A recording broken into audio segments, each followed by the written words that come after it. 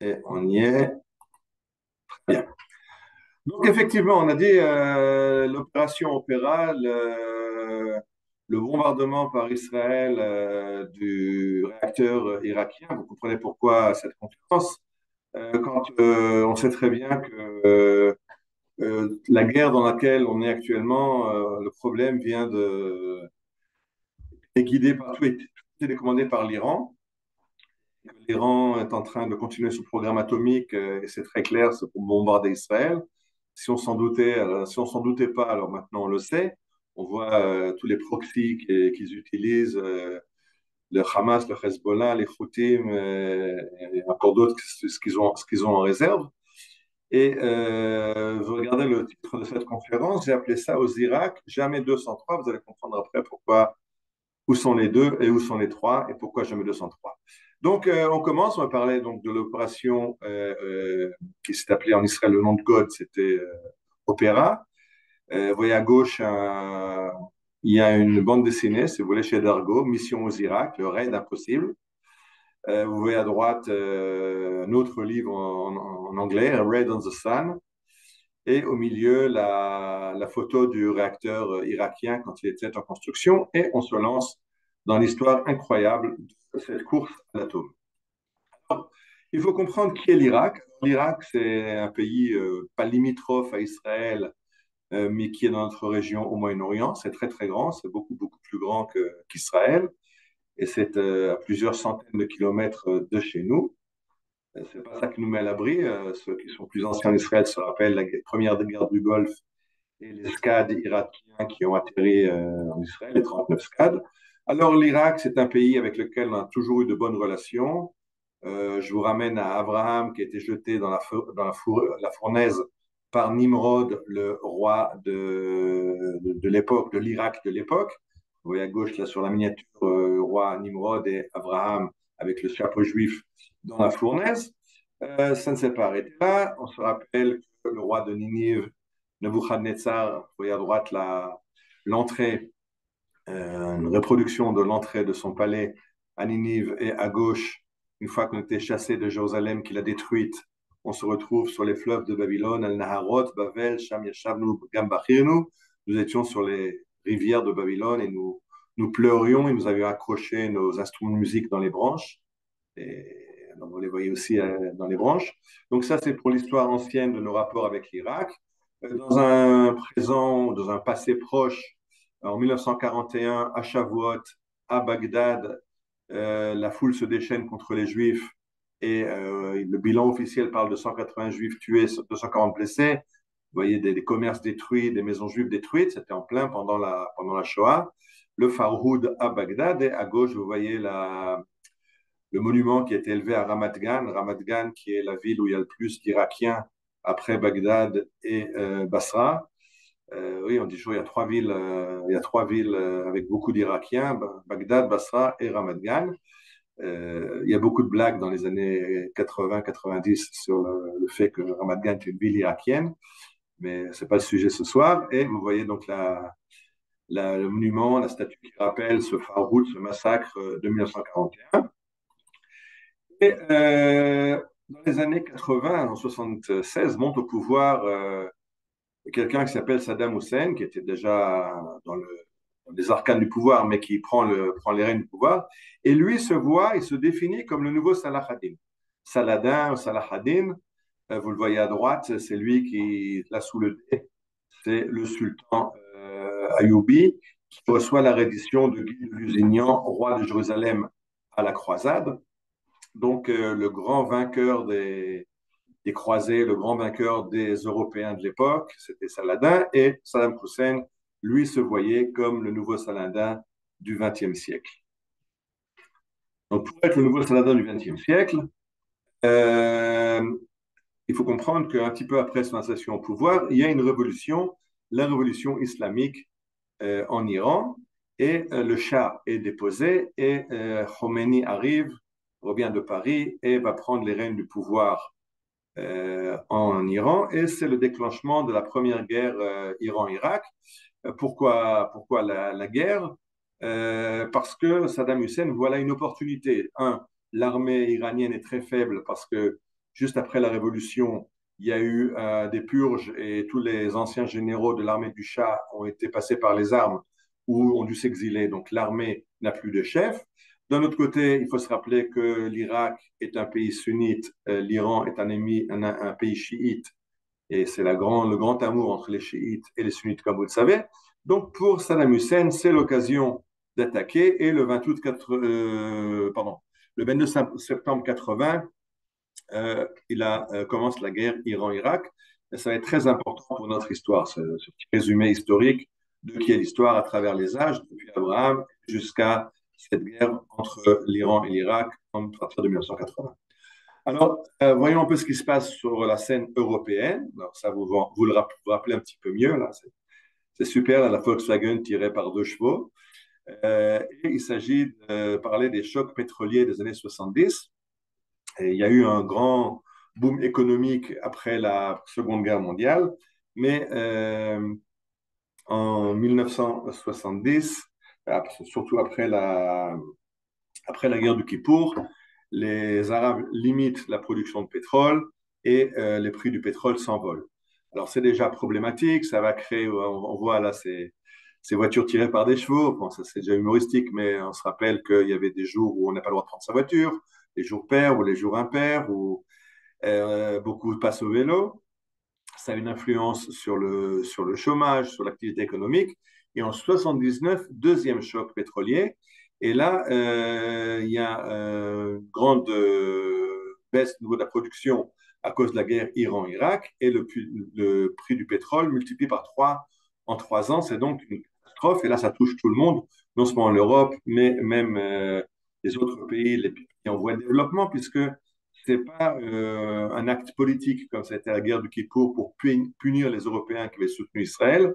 Là, il s'agit des conséquences de la guerre entre l'Iran et l'Irak, qui sont deux grands producteurs et qui ne peuvent pas exporter les quantités qu'ils ont l'habitude d'exposer sur le marché. Alors là, vous avez maintenant devant vous sur l'écran les caricatures. Avez-vous vraiment besoin de votre voiture aujourd'hui? À droite, vous voyez l'arabe qui menace avec le, c'est pas un pistolet, c'est un pistolet à essence. Franchement, pour prendre l'essence à la pompe, mais ça menace. Vous voyez, Pompidou et Nixon, et je ne sais plus qui sont non, c'est Brejnev, les chefs de l'époque, c'est pas important. S'il vous plaît, de l'essence, écrit ce monsieur qui roule à vélo. Et si on regarde là, le tarif de l'essence qui est devant vous. Alors, ça a commencé, on parle avant 70 d'un baril de pétrole de brut à 2 dollars, qui va monter à 10 dollars, c'est-à-dire entre 10 et 15, c'est multiplié par 5 et 7. Donc, c'est déjà un grand choc à cause de cet embargo pour punir le monde après la guerre de Kippour, le monde européen. Mais après la révolution iranienne, le baril va passer à 30 dollars, de 10 à 30. C'est-à-dire de 3 fois plus encore. Donc là, ça devient catastrophique.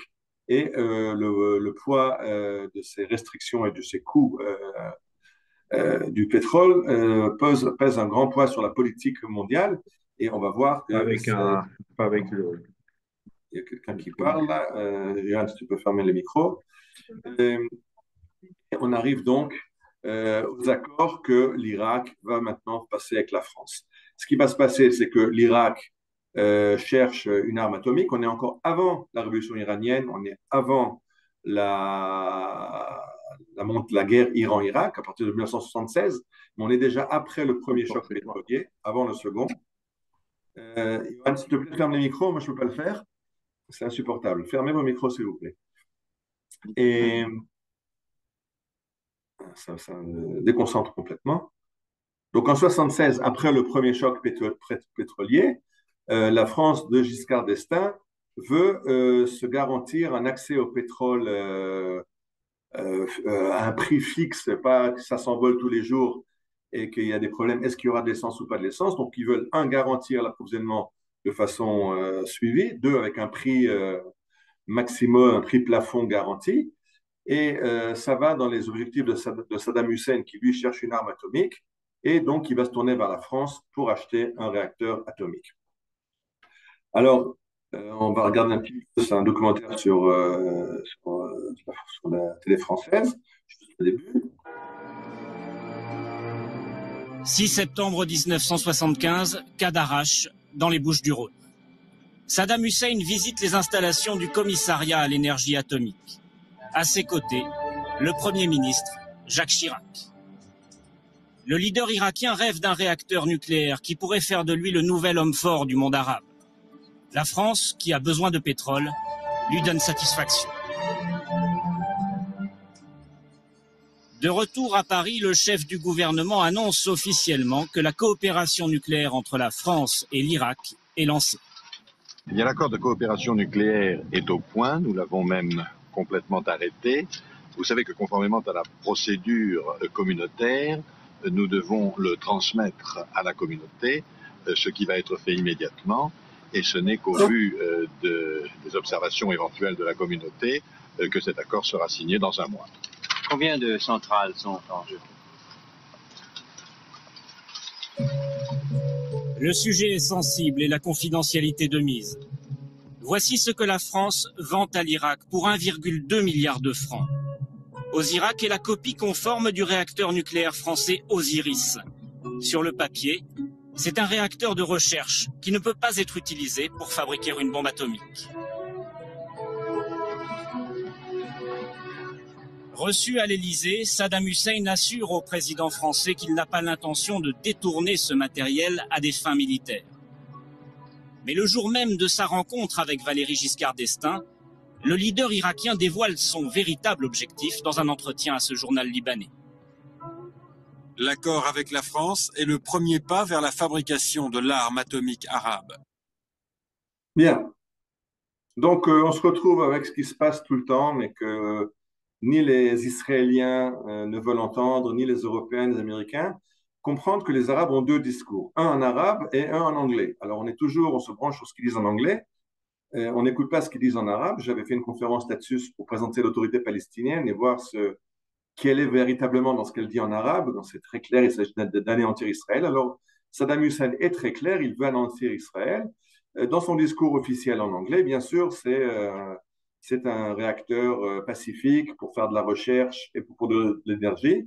Ce qui pourrait encore être acceptable si c'était la Suisse ou la Suède, mais quand il s'agit de l'Irak, qui est un des plus grands pays producteurs de pétrole et en plus un pays très belliqueux, on est en droit de se poser des questions, mais il n'y a même pas besoin de se poser des questions puisqu'il le dit clairement. Il suffit d'écouter ce qu'il dit en arabe. Alors, vous avez vu la photo, c'était Valéry Giscard d'Estaing qui était président. Jacques Chirac était Premier ministre, c'est lui qui a fait finaliser les accords. Et finalement, il y aura après des élections, et ce sera Mitterrand qui passera au pouvoir. L'État d'Israël misera beaucoup sur le changement de politique, sur le passage à Mitterrand socialiste qui va arrêter ce programme, mais bien sûr, le programme va continuer aussi sous Mitterrand, il n'y aura aucun changement. Donc, dans un premier stade, pardon, pourquoi Osiris? Pourquoi Osirak?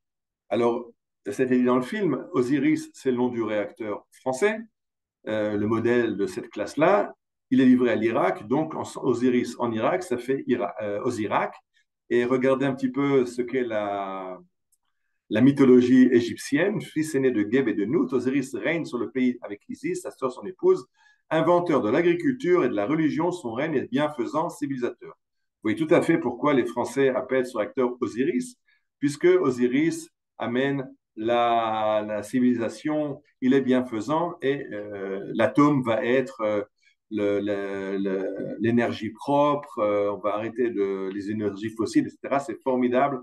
C'est la pleine époque euphorique où la France voit son paysage rempli de centrales atomiques. Sans il y a une suite à ce mythe d'Osiris. Finalement, Osiris est assassiné. Et regardez ce qui est marqué en gras en bas. Quand il est mort, le martyr d'Osiris lui vaut de gagner le monde de l'au-delà, dont il devient le souverain et le garant suprême des lois de la mort. Dans ce nouveau royaume, son autorité s'appuie sur une armée de démons capables de gagner le monde terrestre et d'infliger des épidémies mortelles. Donc c'est beaucoup plus Osiris, ou alors les Français ne voulaient pas le dire, que c'est à la fois l'atome, source d'énergie propre, c'est ce qu'on croyait à l'époque, mais c'est aussi les épidémies mortelles et les punitions terribles du monde. Alors c'est les deux dans le Osirak français. Et d'ailleurs, les petits malins ont appelé ce réacteur Ochirak, puisque j'ai dit que C'est Chirac qui l'a vendu à Saddam Hussein, alors aux Irak, au Chirac, choisissez votre nomination. Justement, Saddam Hussein me dit, mais moi, je ne suis pas égyptien, je ne suis pas français. Donc, il n'y a pas du tout besoin d'avoir un nom d'un réacteur français. On va prendre un nom de chez nous. Et ce réacteur, il va l'appeler Tammuz. Et qui est Tammuz en Irak? Tammuz, c'est un mois, le nom d'un mois qu'on a ramené en revenant de Babel. Ça vient de là-bas. Mais c'est de nouveau une divinité qui symbolise l'arrivée de l'été brûlant, de la sécheresse, de la pénurie de nourriture, donc les catastrophes. Donc c'est bien, c'est vraiment bien dit.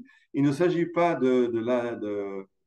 encore de Dieu bienveillant que peut être Osiris dans sa première version.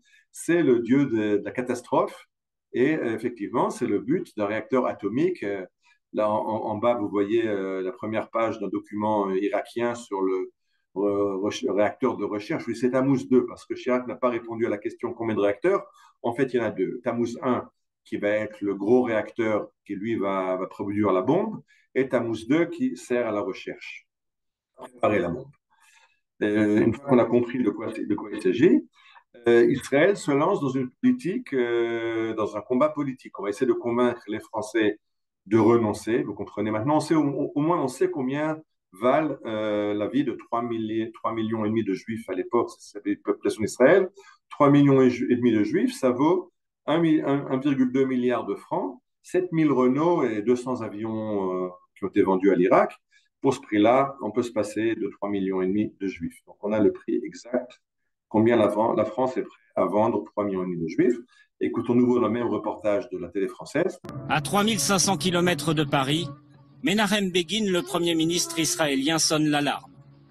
Leader de la droite dure, il est déterminé à défendre coûte que coûte la sécurité de l'État juif, entouré de pays arabes hostiles. Arié Nahor, ici à gauche, était à l'époque son plus proche conseiller. Il se souvient de l'inquiétude de Menahem Begin au sujet d'Osirak. Begin nous a dit, hier, quand je suis rentré chez moi, j'ai vu des enfants jouer dans le jardin. Et je me suis dit à moi-même, nous ne devrons jamais permettre à ce salaud d'infliger à ces enfants qui vivent ici ce que d'autres enfants juifs, d'autres petits Shlomo et Sarah, ont vécu là-bas. Il voulait dire en Europe, pendant l'Holocauste. C'est ainsi qu'il a élaboré sa doctrine nucléaire. Selon cette doctrine, l'État hébreu ne laissera jamais aucun pays ennemi, ceux qui ont juré de détruire Israël, produire ou utiliser des installations nucléaires.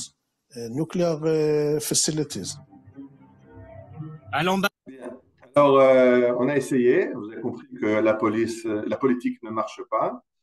Les Français vont être coopératifs, ils vont nous annoncer que c'est pas grave, il ne faut pas s'alarmer de ce réacteur nucléaire parce qu'ils ont inventé un nouveau combustible nucléaire qui s'appelle le caramel, c'est le joli nom, et qui a de l'uranium enrichi à 7% au lieu de l'uranium militaire enrichi à 93%. Bien sûr, c'est du baratin pour deux raisons. D'abord, ce caramel est en phase de développement, ça prendra des années à ce qu'il arrive en production. Or, le réacteur vendu doit être opérationnel déjà en 1981 et le caramel ne sera pas prêt. Et deuxièmement, les Irakiens ont très nettement répondu qu'ils n'accepteraient pas de caramel. Ce qu'ils veulent, c'est de l'uranium enrichi à 93%, du plutonium et une bombe atomique. Et donc, la France essaye de dorer la pilule, mais bien sûr, il n'y a rien derrière. Il s'agit d'un réacteur atomique qui risque de détruire Israël. Et donc, Israël, la première phase n'a pas réussi, la phase diplomatique. Donc, on passe à la deuxième phase et le Mossad, maintenant, s'implique dans ce qui se passe.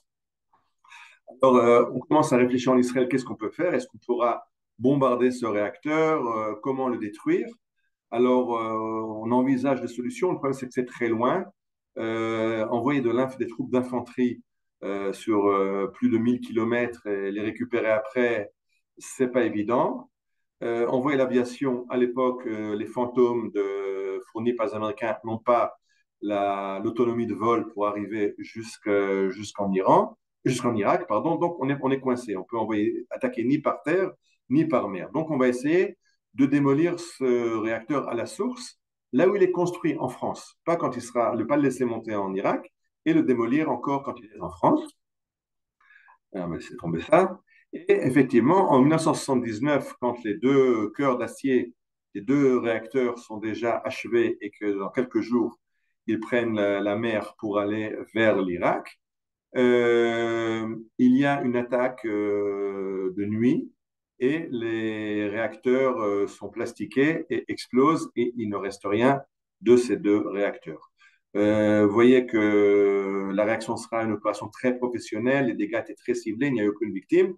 D'après les témoins de la scène, ce serait le Mossad israélien qui a agi d'après un scénario que le Mossad a déjà utilisé, c'est qu'il y a une jolie fille qui fait un accident la nuit juste devant les portes de l'entrepôt là où est de l'usine et commence à s'invectiver avec le chauffeur, ça tourne à l'esclandre. Les gardiens de l'usine sont rivés sur cette bagarre dans la rue entre la jolie fille et le chauffard. Et pendant ce temps-là, les commandos du Mossad s'introduisent dans l'usine et font sauter les deux réacteurs. Alors, pour bien sûr, le Mossad n'accepte, Israël ne revendique pas ce dynamitage sur le sol français, il y a quand même de limites, mais c'est une époque où il y a beaucoup de manifestations des écolos et des Verts contre l'énergie atomique, contre la pollution atomique, etc. Et donc, le Mossad monte une organisation écolo qui n'existe pas, mais qui prend sur elle la responsabilité de cet attentat. Regardez, l'attentat antinucléaire de la Seine, revendiqué par des écologistes. Bien sûr, c'est un groupe que personne ne connaît. Ça ne berne personne dans les services secrets français, mais c'est pour la presse, pour ne pas prendre sur le dos le fait qu'Israël a agi en France et a fait sauter le cœur des deux réacteurs. Regardons ce que pense les policiers français qui enquêtent, l'ancien de la DST. C'était bidon, hein. Ne nous faisons aucune illusion. L'explosion est due effectivement au service secret d'Israël. Ça, c'est sûr. Oui, c'est sûr. Ne serait-ce que par les explosifs utilisés, d'ailleurs. Les explosifs utilisés étaient des explosifs d'une certaine nature qu'on ne trouve pas ici. Là, on se rend compte que ça ne peut pas être du travail fait par des amateurs. Donc c'était signé, et c'était signé du Mossad. C'est signé du Mossad. Persuadé que le Mossad est... C'était bidon. Ça, c'était donc la première chose qu'on a fait, qui a été de dynamiter sans prendre en responsabilité. Mais enfin, les Français le savent, de dynamiter le corps. Il faut comprendre, ça ne démolit pas, ça n'arrête pas le plan, ça va le retarder, ça va faire réfléchir les Français. Mais pour l'instant, c'est un retard. Mais le programme continue. Les Irakiens sont furax et demandent à la France de réparer les dégâts et de faire de nouveaux cœurs de réacteurs. Et donc, il faut passer à une autre solution. Alors là, l'image de droite vient de la BD que je vous ai montrée dans la couverture. Et le docteur Yahya Al-Mashad, qui est un scientifique nucléaire égyptien qui est recruté par l'Irak, est liquidé dans son hôtel, l'hôtel Méridien à Paris. De nouveau, pour la DST, les traces font aller vers le Mossad, mais il n'y aura pas de preuves, il n'y aura pas de poursuite parce qu'ils n'arrivent pas à prouver ce qui s'est passé. Quelques mois plus tard, un deuxième scientifique nucléaire irakien va mourir, lui empoisonné, mais de nouveau à Paris. Donc le Mossad est passé à une activité plus directe de liquider les scientifiques irakiens qui travaillent au projet nucléaire. Et quand ça ne fonctionne pas, il passe à la troisième phase qui est des lettres de menaces et d'intimidation aux techniciens et aux savants français qui aident les Irakiens. Bien sûr, Israël n'a pas l'intention de liquider les savants français, mais on leur fait peur et ça marche. Il y a des techniciens qui décident de renoncer au projet et qui demandent à être relevés de leurs fonctions, mais ça n'arrête pas le projet irakien. Donc là, on a à droite, on a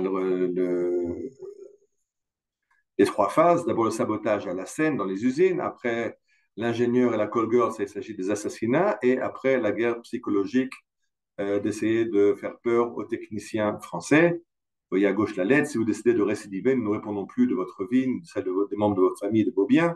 c'est envoyé par une organisation arabe anti-Saddam Hussein. Bon, ça trompe nos personnes et le but n'était pas de les liquider, mais de faire peur. Et finalement, il y en a qui ont quitté leur job, mais le projet n'est pas arrêté pour autant. Alors, on a retardé le projet, c'est important de retarder, mais il faut envisager une nouvelle solution. Et la nouvelle solution, maintenant, c'est une solution militaire, c'est-à-dire détruire le réacteur en Irak. Alors, je vous ai expliqué qu'on avait un problème, c'est que nos avions n'ont pas le rayon d'action nécessaire, les fantômes ne peuvent pas atteindre Bagdad. Seulement, sur ces entrefaites, il y a eu la guerre pardon, il y a eu la révolution islamique en Iran. Et quand le Shah est déposé et que Khomeini prend le pouvoir, alors les Américains gèlent la livraison de 55 chasseurs F-16 qu'ils devaient livrer à l'Irak. Et donc Israël dit, ben, c'est très bien, nous on est preneurs parce qu'Israël voulait acheter des F-16 et les Américains avaient accepté de nous en vendre, mais on n'était pas les premiers acheteurs. Donc il y avait d'abord l'Iran en première place et nous on devait recevoir les nôtres vers le milieu des années 80. Et comme les Américains se retrouvent avec 55 F-16 sur le tarmac qui ne vont pas être livrés à l'Iran, Israël dit ben, je suis preneur, avancez-nous la commande. Et les premiers F-16 arrivent en Israël en 1980. Et là, on parle d'un avion qui, lui, a peut-être les possibilités d'arriver jusqu'à Bagdad. Maintenant, le problème, c'est que Amman, le renseignement militaire, dit qu'il ne faut pas le faire. Il ne faut pas attaquer parce que bombarder un réacteur atomique, ça n'a jamais été fait dans l'histoire. Personne n'a jamais bombardé de réacteur atomique. On ne sait pas quelles vont être les conséquences. On ne sait pas s'il y a de l'uranium autour ou pas et si ça risque de faire des retombées radioactives. Et deuxièmement, ça risque d'être très mal vu par l'opinion publique internationale. L'atome, c'est une arme de dissuasion, on n'y touche pas, on se menace, mais personne n'appuie sur le bouton. Et donc, toucher à l'atome, c'est très mal vu. Peut-être même que bombarder un réacteur va nous mettre au banc de la société de l'ONU, on aura des attaques sociales, donc il ne faut pas le faire. Mais sur ces entrefaites, je rappelle qu'il y a éclate la guerre entre l'Iran et l'Irak. Et les Iraniens, eux, vont prendre des fantômes qu'ils avaient, puisqu'ils n'ont pas reçu les F-16 qui ont été bloqués au moment de la révolution, mais il leur reste les fantômes. Eux sont beaucoup plus proches, et pour eux, le fantôme a un rayon d'action suffisant pour aller à Bagdad. Et donc, vous voyez là des fantômes de la IRIAF, la Iranian Air Force, l'armée de l'air iranienne, qui attaque le réacteur à Bagdad. Et donc, ça va avoir deux implications. D'abord, il faut comprendre une chose, c'est qu'ils vont rater. S'ils avaient réussi à le démolir, on n'aurait pas eu besoin de nous en mêler. Donc, leur attaque a raté. Mais elle a un certain nombre de conséquences. Envers, les conséquences bénéfiques. Un, c'est que les techniciens français ont peur et s'enfuient. Donc, de nouveau, ils vont revenir. Mais ça donne un nouveau répit, il y a de nouveau un retard dans la mise en service du réacteur. Deuxièmement, il n'y a eu aucune réaction dans le monde à ce bombardement iranien. Donc, on dit, vous voyez, Laman, vous croyez que le monde ne laisserait pas bombarder un réacteur atomique? Voilà, les Iraniens l'ont fait et aucune réaction dans le monde. Donc, pourquoi nous, on ne le ferait pas, nous aussi? Cette attaque a eu aussi une influence néfaste pour Israël. C'est le fait que Saddam Hussein comprend que son réacteur est une cible et il faut donc le protéger. Il ne pense pas encore à Israël, il ne pense pas qu'Israël est capable d'arriver à Bagdad, mais il pense à une nouvelle attaque iranienne et donc il renforce la défense antiaérienne. Il y a plus de canons antiaériens, il y a des missiles SAM-2, SAM-3, des missiles antiaériens russes. Et donc, quand Israël va arriver, le réacteur est beaucoup mieux défendu que ce qu'il était avant que les Iraniens l'attaquent. Donc, d'un côté, ça nous a aidé, d'un autre côté, ça nous a pénalisé. Maintenant, un autre avantage qu'on a eu, c'est que les Iraniens ont photographié le réacteur et plus tard après, ils n'ont pas réussi à le détruire, mais ils ont réussi à nous voir prendre des photos et ces photos, ils nous les ont fournies. C'est-à-dire que les Iraniens se disent, OK, Israël, c'est le deuxième grand Satan après les États-Unis. Israël, c'est l'ennemi du monde musulman.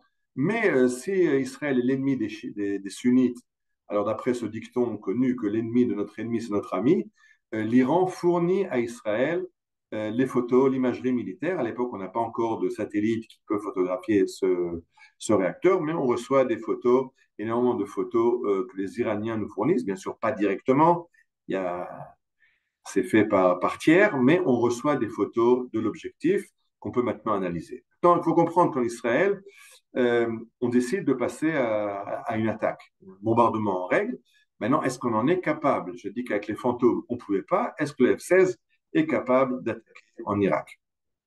Donc, on commence à, en tout cas, préparer des plans. Mais celui qui bloque les plans, vous le voyez à droite, c'est le ministre de la Défense, Ezer Weizmann. Je rappelle qu'en 1980, on est en plein dans le début des pourparlers de paix avec l'Égypte. On doit leur rendre le Sinaï très bientôt. Et Ezer Weizmann a peur qu'un bombardement en Irak foute en l'air l'accord historique avec l'Égypte. On voit aujourd'hui combien ces Égyptiens nous aiment. Ils ont demandé, juste hier, ils ont demandé aux Houthis, s'il vous plaît, arrêtez de tirer sur les bateaux dans la mer Rouge parce que ça nous fait du tort. Après, ils ne prennent plus le canal de Suez. Concentrez-vous juste sur les bateaux israéliens. Et puis, c'est bien sûr eux qui réarment. Les missiles qui sont tirés sur nous actuellement arrivent par l'Égypte. Donc, on comprend qu'il est l'Égypte. Mais à l'époque, Ezer Weizmann pensait que c'était une grosse réussite.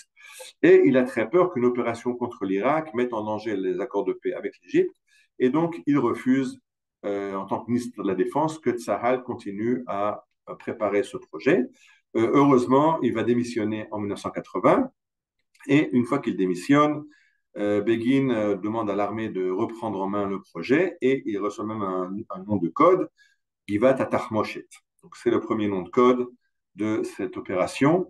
Mais je dis, on est encore au stade préliminaire. Est-ce qu'on en est capable? C'est-à-dire que l'armée essaie d'envisager les différents scénarios et réfléchit à comment attaquer et bombarder ce réacteur. Alors il faut comprendre le premier problème. On a des F-16. Mais c'est vraiment limite au niveau du rayon d'action du F-16. On n'a pas à l'époque de ravitailleurs en vol qui peuvent ravitailler un F-16 en vol. De toute façon, l'armée de l'air dit qu'un ravitailleur en vol, ce n'est pas possible parce qu'il faut voler trop haut, on serait découvert par les radars irakiens. Donc, il n'y a pas possibilité de ravitaillement en vol. Maintenant, est-ce que le F-16 est capable d'un aller-retour sur Bagdad? Et le commandement de l'armée de l'air donne cette mission à un jeune officier du nom de Ilan Ramon, le futur astronaute israélien qui va périr dans la tragédie, la catastrophe de la navette Columbia. À l'époque, il est jeune officier, il est navigateur sur F-16. On lui demande de calculer est-ce que le F-16 peut faire cette mission. Et il va répondre on peut presque y arriver. Presque, on peut, mais on ne pourra pas rentrer. On n'aura plus assez d'essence pour revenir. Alors, on lui demande de refaire ses calculs et il va faire des calculs pendant des semaines. À quelle altitude voler? Comprendre. Plus on vole bas, plus on est protégé des radars. On n'est pas vu par les radars ennemis. D'un côté, plus on vole bas et plus on consomme de carburant. Donc, il y a des avantages, des inconvénients. On va finalement décider que les F-16 n'emmèneront rien à part des bidons de carburant supplémentaires et les bombes qui doivent être larguées sur la cible. Mais par exemple, tout l'équipement de combat, de brouillage électronique va être laissé à terre. Donc les avions seront vraiment sans défense. On a juste des plateformes volantes qui vont arriver pour bombarder l'objectif. On peut y arriver.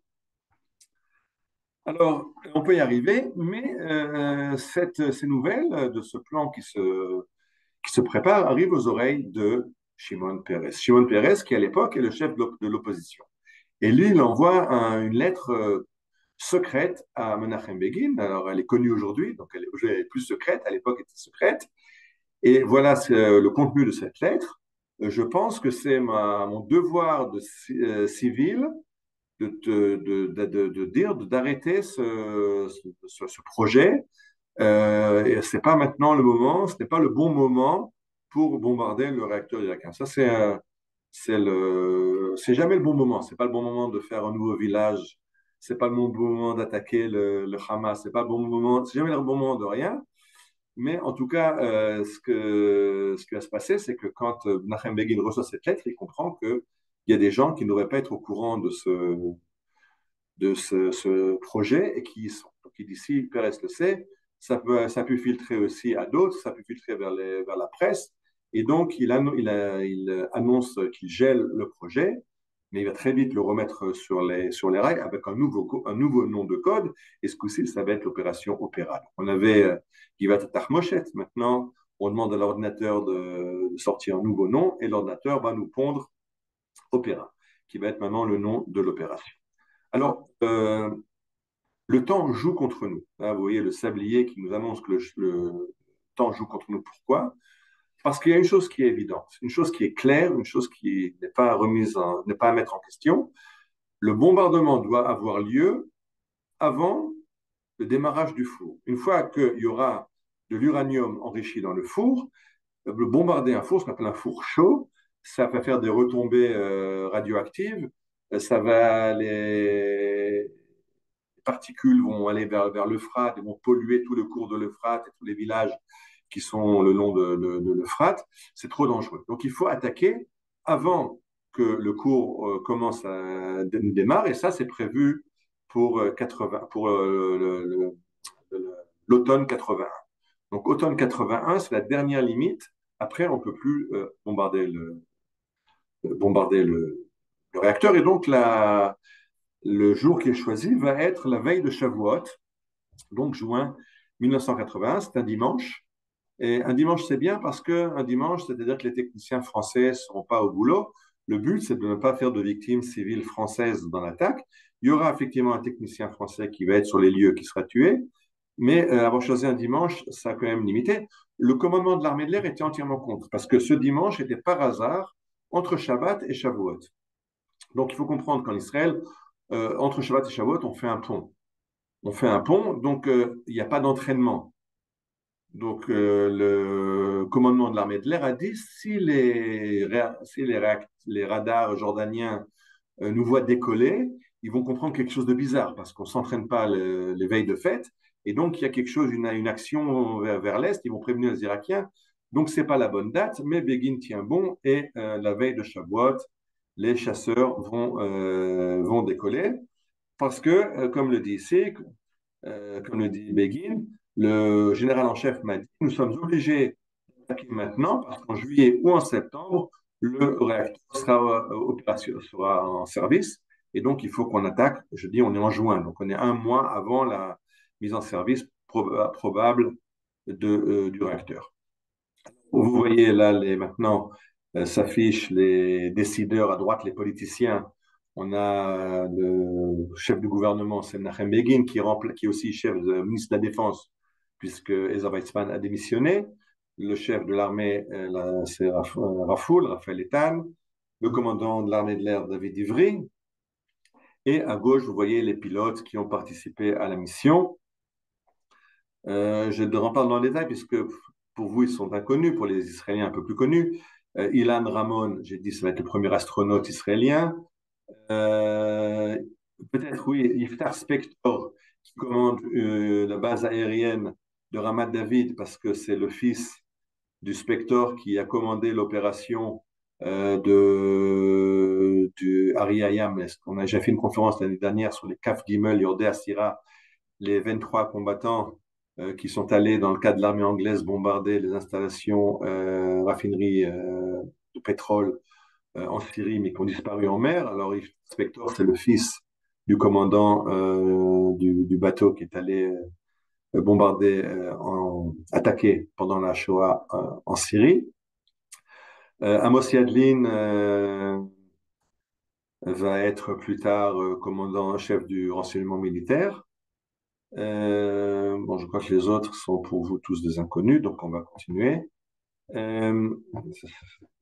On arrive donc maintenant comment traverser ces 1100 kilomètres qui séparent Israël de l'Irak sans être détectés. Je rappelle que les avions sont presque sans défense parce qu'ils emportent essentiellement du carburant et 2 bombes de 1 tonne pour larguer sur le réacteur.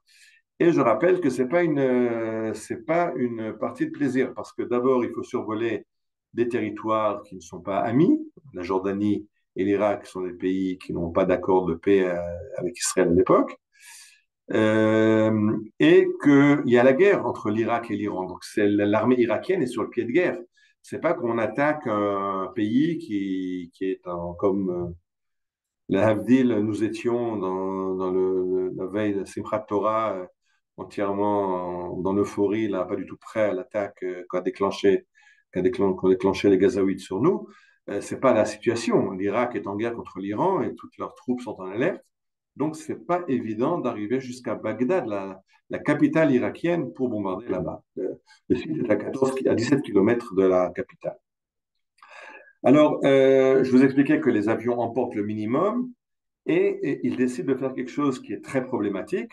C'est ce qu'on appelle un ravitaillement à chaud. Vous savez tous que quand vous allez refaire le plein de carburant pour votre voiture, vous arrivez à la pompe et la première chose qu'on vous demande, c'est d'éteindre votre moteur parce qu'il y a de l'essence et des vapeurs d'essence, c'est hautement explosif et donc on coupe le moteur quand on ravitaille une voiture. Même chose pour un avion.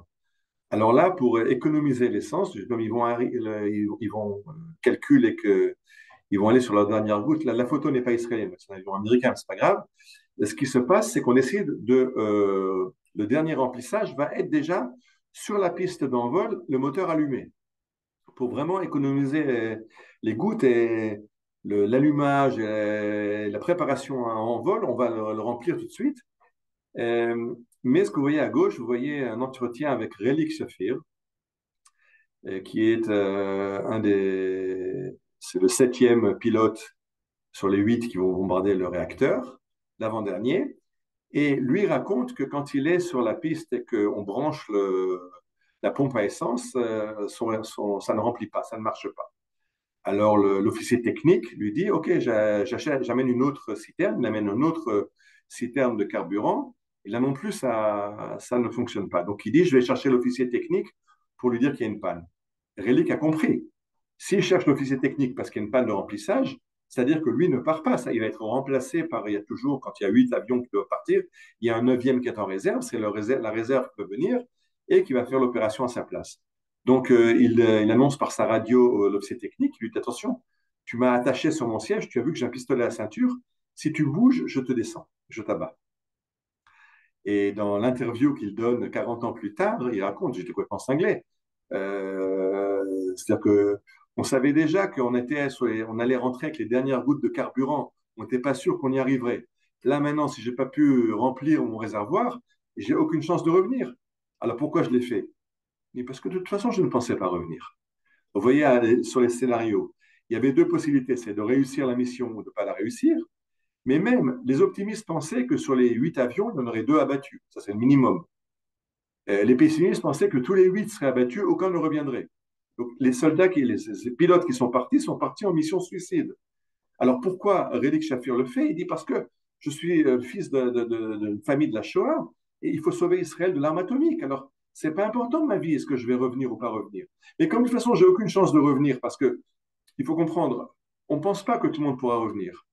D'abord parce qu'on n'a pas assez de carburant, ensuite parce qu'on va être engagé par la DCA irakienne, et c'est évident que ceux qui vont être les plus en danger sont les derniers, parce que si encore les premiers peuvent espérer un effet de surprise, les derniers arriveront quand la DCA sera déchaînée. Or, moi, je suis le 7e, j'ai aucune chance de rentrer.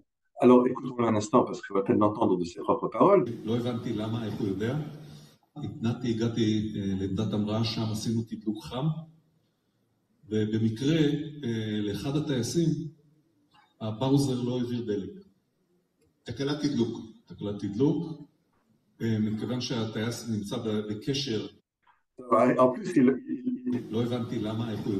il le raconte en disant il y avait un pilote qui avait des problèmes de remplissage d'essence. À la fin, il dit mais c'était moi le pilote. Mais je sais pas pourquoi j'ai fait ça, mais à l'époque, on avait compris que c'était une mission dont on ne reviendrait pas, mais il fallait la faire parce qu'il fallait sauver le peuple juif. Alors, ça c'est pour la petite histoire.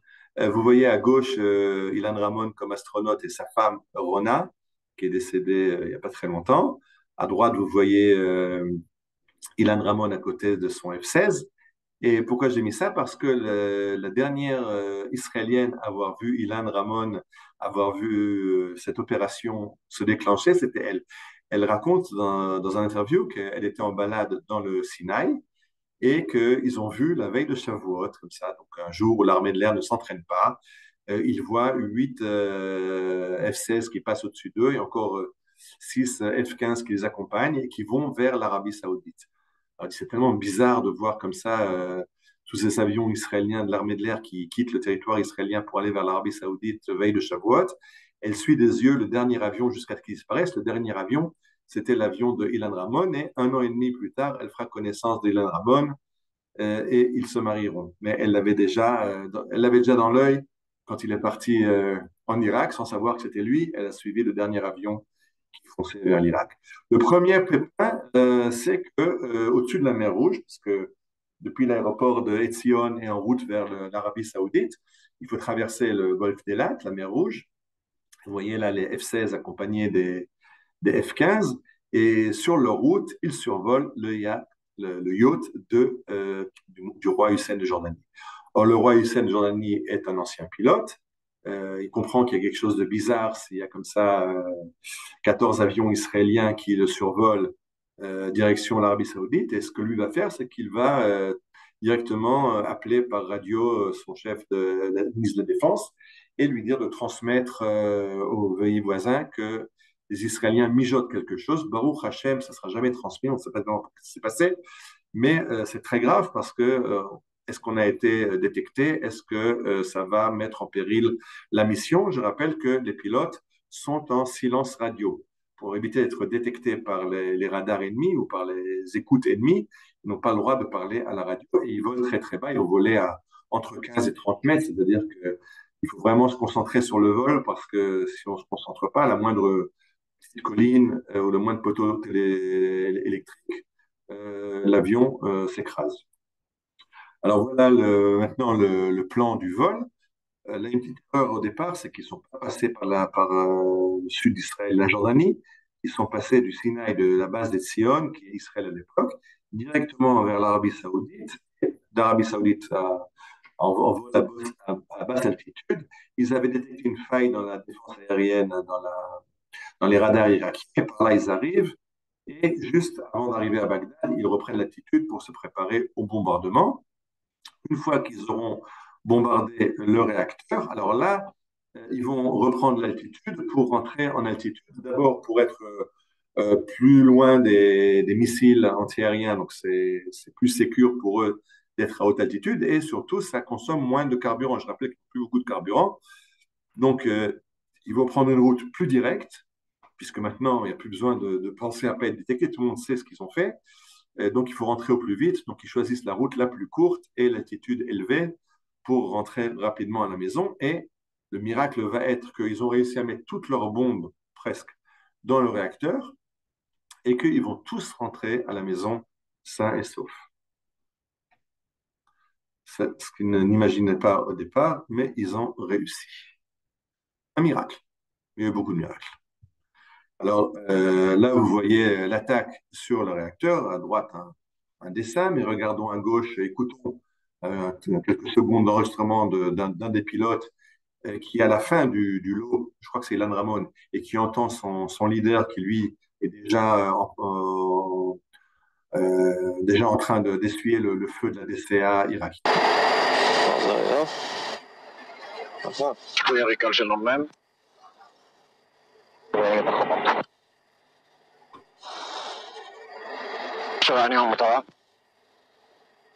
יש באמת נ"מ, לא יודע אם זה נ"מ. אתה נכנס באוברטונים כאן? פלפל, מוץ. Donc là, ils sont en train de... MOTS, c'est les leurres pour dévier les missiles antiaériens. Vous avez vu qu'à la fin du film, il commence à grimper puisqu'il est en train de monter pour prendre son poste d'attaque. J'expliquais qu'ils étaient en rasmot, on l'a vu voler très bas. Et peut-être qu'à la fin du film, il prend de l'altitude et il décolle pour attaquer à partir des airs. On voit ce petit film à gauche, en bas à gauche. The ill-trained Iraqi anti-aircraft gunners defending the complex are caught completely by surprise. They fire wildly, even hitting their own positions as they attempt to track the Israeli aircraft. Lieutenant Colonel Raz targets the main reactor building and its massive concrete dome. He releases his munitions at 3,600 feet. The bomb is on a 12-second delay, which allows it to penetrate the concrete shielding before exploding within the reactor. The rest of the F-16s follow in a methodical parade, each hitting the target dead-on in 5-second intervals. The last pilot in line is Deputy Squadron Commander Ilan Ramon. Ramon drops his bombs before going to afterburner and climbing with the rest of the F-16s. Donc, ce qui a été dit, c'est qu'ils arrivent par surprise. Vous avez vu, ils sont un derrière l'autre, à quelques secondes d'écart l'un de l'autre. Chacun bombarde. Ils ont des bombes à retardement pour qu'elles rentrent, qu'elles perforent le béton et qu'elles explosent à l'intérieur. Le but avait été que les premiers font sauter la coupole du réacteur et les suivants vont rentrer profondément, 30 mètres sous terre, et faire sauter les cuves du réacteur. C'est ce qui a été fait et le réacteur est complètement démoli après cet bombardement très réussi et les pilotes rentrent. Alors voilà le site qui n'a jamais été... voilà, il s'agit une photo du site qui a été détruit et qui n'a jamais été reconstruit plus tard. Il y a encore, d'après certains, il y aurait encore même des bombes non explosées qui ont perforé mais qui n'ont pas explosé. Je ne sais pas. Et quand les avions vont rentrer, ben, ils vont être décorés. Vous savez que les avions ont l'habitude de marquer leur victoire. Les cow-boys mettaient une croix sur la crosse de leur revolver. Les pilotes des F-16, vous voyez qu'ils ont la cocarde, c'est-à-dire que ce F-16 a battu un avion en vol. Mais à côté, il y a un nouveau sigle qui a été inventé pour les besoins de la cause et qui est le réacteur atomique et qui veut dire que ce F-16 a participé au bombardement du réacteur. En bas à gauche, vous voyez Asaf Ramon, le fils de Ilan Ramon, qui lui aussi était pilote de F-16. Et son premier vol sur F-16, il l'a fait sur l'avion de son père qui avait bombardé Bagdad. C'était un vol historique dans l'avion de son père qui était revenu de la destruction du réacteur. Alors, les réactions. Quelles sont les réactions du monde à ce bombardement? Alors, le soir même, le lendemain du bombardement, Begin annonce à la radio qu'Israël a détruit le réacteur irakien. Alors, de nouveau, les chefs de renseignement ont dit il ne faut pas le faire, on n'a qu'à dire que c'est les Iraniens, pourquoi dire que c'est nous et que le monde entier nous sera dessus, nous tombera dessus?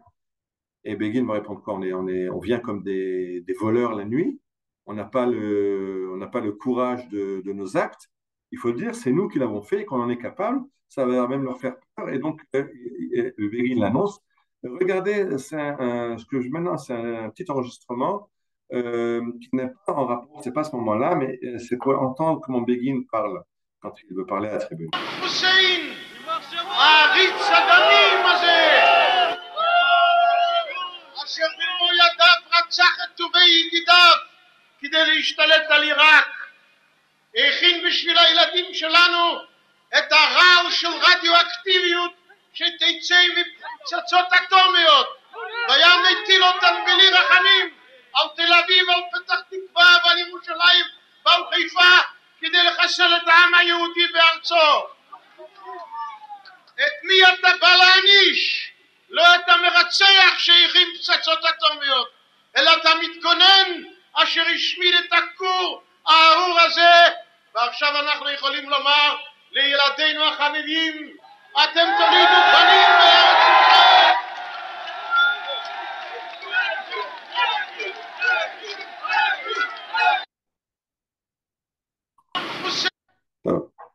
Begin était connu pour ses talents d'orateur. J'ai entendu même ce que qu'on parle hébreu, Atom, Yerushalayim, Haïfa, parce qu'en fait,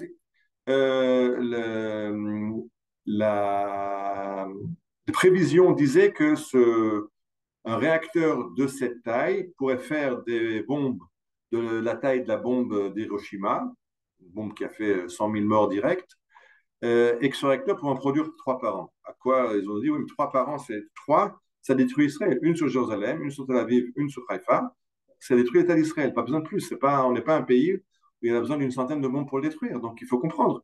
3 bombes que ce réacteur peut produire, c'est la fin de l'État d'Israël. Alors, Peres et Rabin, qui ne s'entendaient pas entre eux arrivent à s'unifier pour attaquer Begin en disant que c'était de la propagande électorale, comme on est juste avant les élections.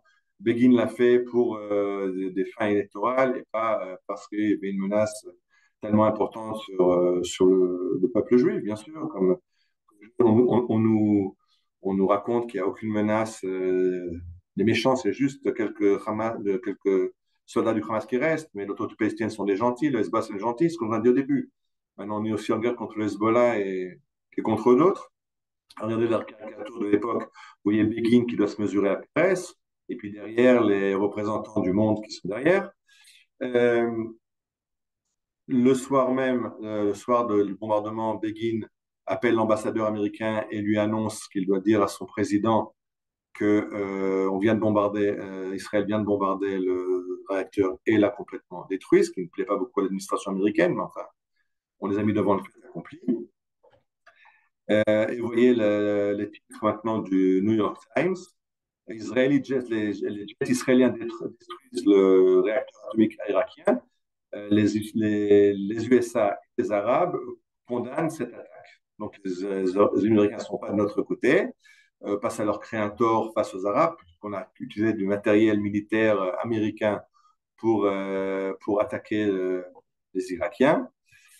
Réaction internationale, elles ne se font pas attendre. L'ONU va se réunir en salle plénière pour voter la résolution 487 qui appelle à la cessation des hostilités, ça c'est toujours la même chose, à l'envoi de l'Agence internationale de l'énergie atomique. Les États-Unis vont bloquer la livraison des derniers F-16 qu'on devait recevoir. Et vous voyez en bas Moscou et Pékin qui annoncent que c'est un acte de piraterie internationale, qu'Israël sont des gangsters, etc., etc. Et alors, un jeune sénateur rencontre le Premier ministre, Menachem Begin. Ce jeune sénateur, à l'époque, s'appelait Monsieur Biden. Et Biden va taper sur la table et va dire à Begin, si vous agissez contre notre dictat, eh ben, on va vous couper l'aide militaire. Alors, Begin va lui répondre, cette table, elle est faite pour écrire, pas pour taper dessus. Alors, vous arrêtez de marteler la table avec vos poings. Deuxièmement, je suis un juif fier. Et après 3700 ans d'histoire, personne ne nous a aidés quand on a été massacrés dans les chambres à gaz. Personne ne nous a aidés quand on s'est battu pour créer notre État. Je rappelle la conférence précédente où j'ai parlé du non-soutien des États-Unis à la guerre d'indépendance. Au contraire, ils ont fait un embargo et les armes qu'on avait achetées aux États-Unis n'ont pas pu arriver sur le théâtre d'opération à temps. Il dit, on a payé pour ce pays, on s'est battu pour lui, on est mort pour vivre ici. Et on continue maintenant. On va assumer notre propre dépense, que ça vous plaise ou que ça ne vous plaise pas. Et c'était tout à fait la ligne de pensée de Zev Jabotinsky, qui était le maître à penser du Likoud, qui a dit, puisque le sionisme est une cause morale et juste, alors il faut le faire, quoi qu'en pense Joseph ou Simon ou Ivan ou Ahmed. Joseph, c'est un juif qui n'est pas d'accord, ou Simon, c'est les Américains, ou Ivan, c'est les Russes, ou Ahmed, les Arabes. Ça ne nous importe pas ce qu'ils font. Nous, on doit faire ce qui est bon pour l'État d'Israël. Et regardons un petit film de Begin qui ne parle pas, c'est pas cette rencontre avec Biden, mais c'est un moment où le chancelier allemand a demandé à Begin de créer un État palestinien. Mais c'est le même ordre, le même type d'argumentation que Begin utilise, c'est pour ça que je l'ai mis ici. הוא יודע מה ביטחוננו ואני לא? אני הופקרתי על ידי העם לשמור על ביטחונו. זו חובתי הקדושה.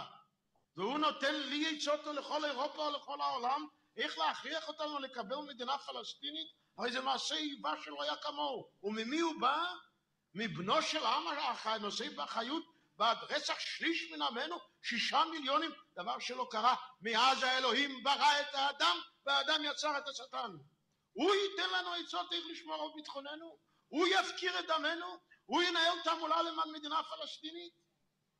אז כשאדון שמיט, צ'נסלר, תסלחו לי רבותיי, אני באתי מן המחתרת הלוחמת, אני לא מפחד מפני אף אחד, אני אומר לו את האמת בפניו, אין לי שום סיבה לפחד, אנחנו ראינו את המוות לעינינו כל יום. אז כשהוא אומר דברים כאלה אני לא אשיב לו, אינני יודע מה שקרה עם עמי, אינני יודע מה שקרה עם משפחתי, אינני יודע מה שקרה עם אחותיכם ואחיכם, מה אינני יודע? הוא אחרי כל אלה יאמר לנו תקימו מדינה פלסטינית? כלומר, תעמידו את 3.5 מיליון היהודים בארץ ישראל בסכנת מוות וכיליון? ואני לא אשיב לו, להשיבות לו, כמו שצריך ידידי. אני לא מוותר אפילו על מילה אחת ממה שאמרתי. ואם יש כמה יפי נפש שככה החלו לעקם את האף שלהם, יהיה להם אף עקום.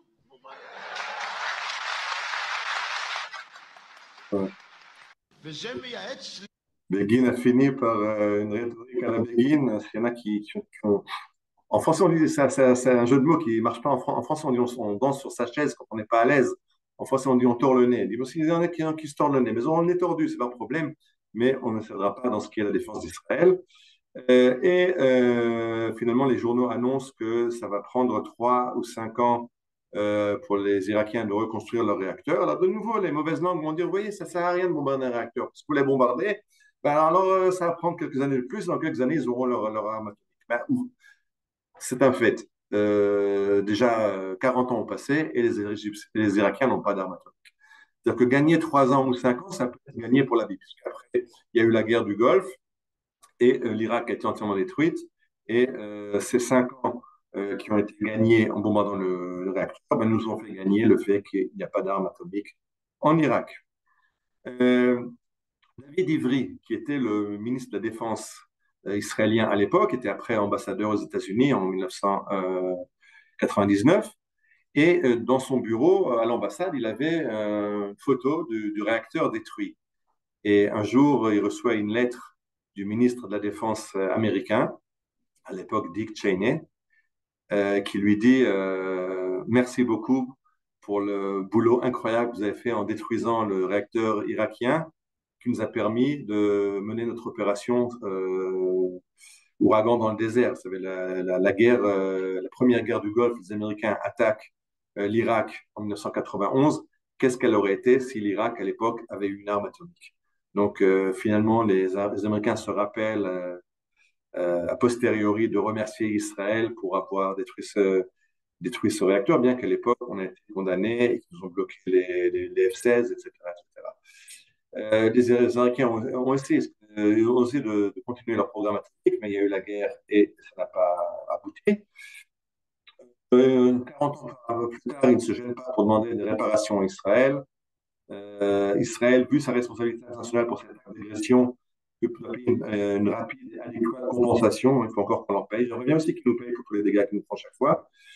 Et pour ceux qui n'ont pas compris pourquoi cette conférence, alors la conférence interconférence, vous l'avez tout le temps sous les yeux, aux Irak, jamais 203. Pourquoi jamais 203? Parce que presque tout le monde se rappelle ce bombardement aux Irak, ça avait défrayé la chronique en France, puisque c'était un réacteur français. Les Américains, enfin tout le monde était tombé sur Israël. Tout le monde avait accusé Israël, une résolution de l'ONU contre Israël. Mais ça a eu deux implications. Une première implication que ça a eu, c'est que la doctrine, ce qu'on appelle la doctrine Begin, a été Israël ne permettra jamais à un pays en guerre à développer un armement atomique. Et il y aura une suite à ça. C'est que quelques années plus tard, c'est la Syrie qui va essayer de construire un réacteur atomique. Et quelque chose que pas beaucoup savent parce que Israël au début n'a pas reconnu avoir bombardé le réacteur, très différent de ce qui s'est passé en Irak. Et la Syrie elle-même n'a pas reconnu qu'il y avait un réacteur. Elle a dit Israël a bombardé un lieu désert dans le désert. Donc personne n'a reconnu cette attaque. Finalement, quelques années plus tard, ça avait été raconté. Il y a même un petit film, vous pouvez voir sur le YouTube, Kabel, Arizona. Arizona, c'est le nom de code, la destruction du réacteur syrien. Et maintenant, vous comprenez le titre. Jamais 203. Israël a déjà détruit 2 réacteurs, le réacteur irakien et le réacteur syrien.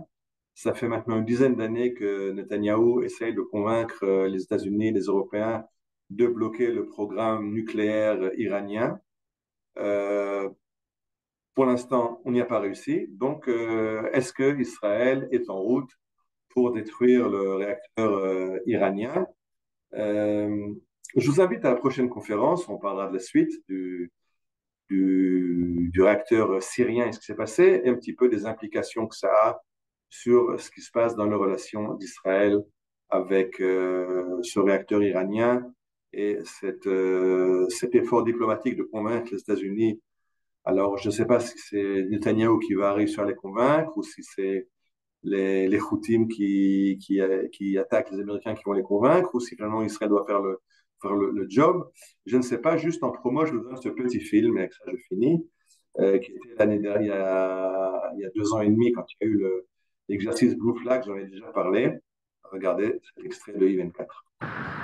3000 soldats déployés, près de 80 avions et 8 pays concernés. La base aérienne d'Ouvda, dans le sud du pays, accueille pendant 2 semaines l'exercice international Blue Flag dans le ciel israélien. C'est la 5e édition du Blue Flag et je suis fier d'annoncer qu'il s'agit de l'exercice aérien le plus grand et le plus perfectionné jamais organisé en Israël. Objectif pour l'armée israélienne, se rapprocher au maximum des menaces actuelles. Alors pour ce faire, 2 groupes. Une force bleue composée de 8 pays d'Israël, 3000 soldats déployés, près de 80... Bon,